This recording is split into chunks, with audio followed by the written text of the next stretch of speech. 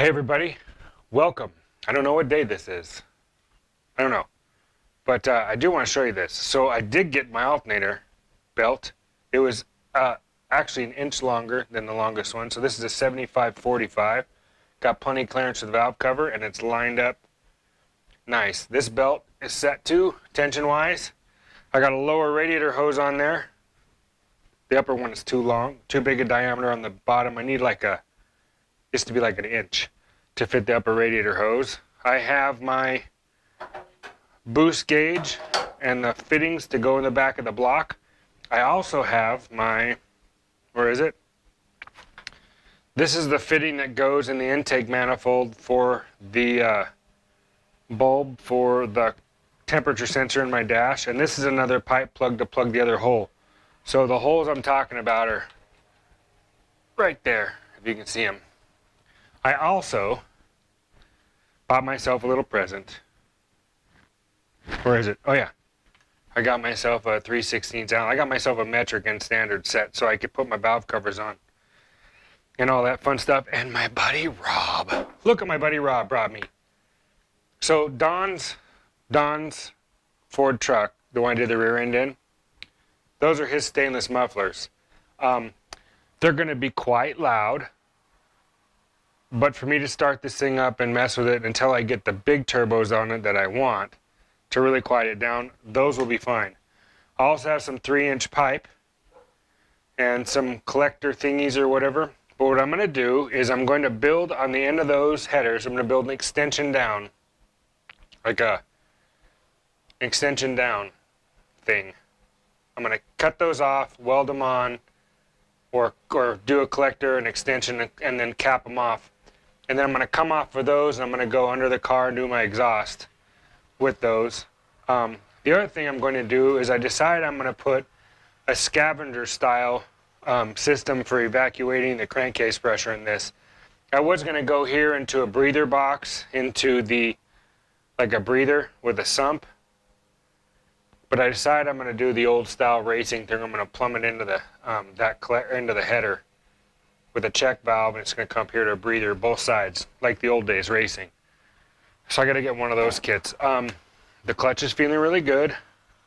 I ordered the emergency brake cable for this car, so I can do the rear end and everything, get the brakes done, and then I think I'm going to run this stock gas tank.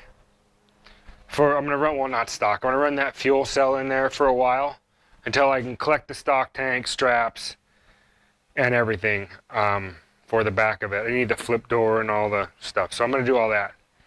In the meantime,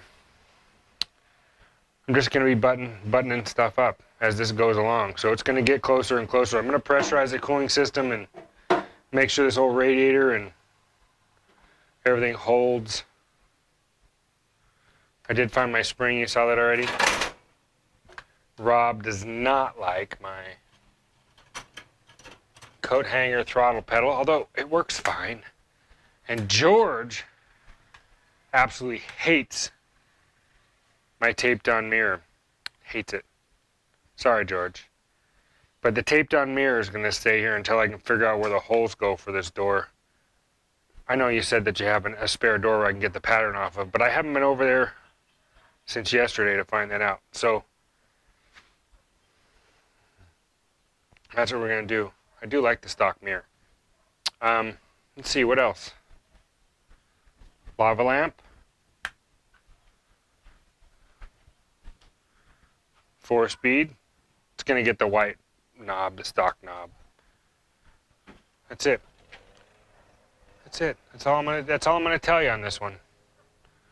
I got work to do, and then I'll bring you back when it's closer to more stuff being done, whatever day that's going to be. I'll probably have changed my shirt by then. Oh, the other thing I'm going to show you.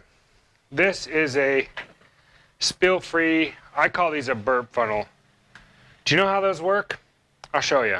So there's an adapter here that fits your radiator cap, and then this funnel sits here. And what you do is you fill up the level.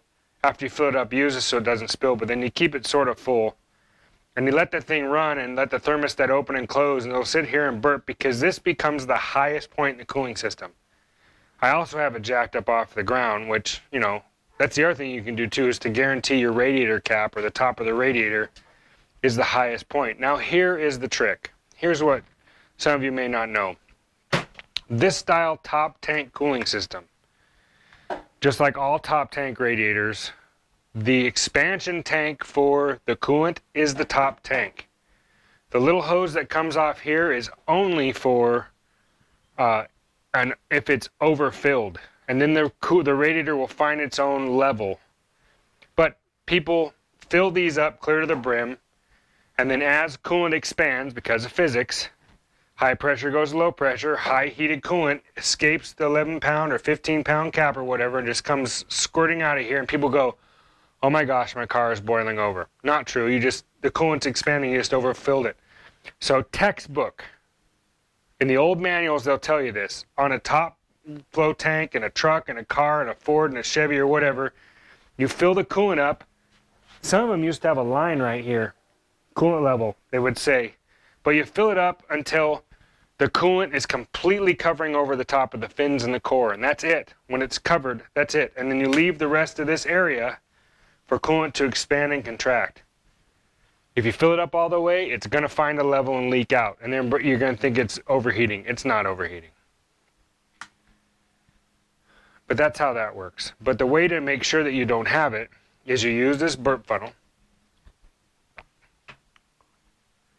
Cooling systems was one of my favorite subjects to teach. So use the burp funnel, fill it up where it needs to be, into here, let the whole system burp and get all the air out of it. Let it come to temperature a bunch of times and all that fun stuff. It'll sit here and burp and burp and burp and burp. Go up, down, air will come out, and then once it's full, cap it. Now it's too full. So your choices are either put an overflow in on the side, an overflow tank, and make sure it's halfway full, and do the same thing. Then you can run a line to, like this would have an overflow tank here in this bracket. It's not getting that. Or once it's cold and you see what the level is, because it will drop down. You see what your level is, then you can drain it with the radiator down here, and it'll come out of here, not there. Drain your pepcock until it gets to right over the fins and the core. And then you'll be fine. Put your little hose on here, and then it'll just use it for if it overexpands or, if you have too much in there. You can just let it push itself out and it'll find its own level and then stop bleeding. But if you want to know how to do it, that's how you do it. Anyway. So much cool stuff, so much to do, so little time. Actually, I got plenty of time. I just, I got stuff to do. All right. See you kids later.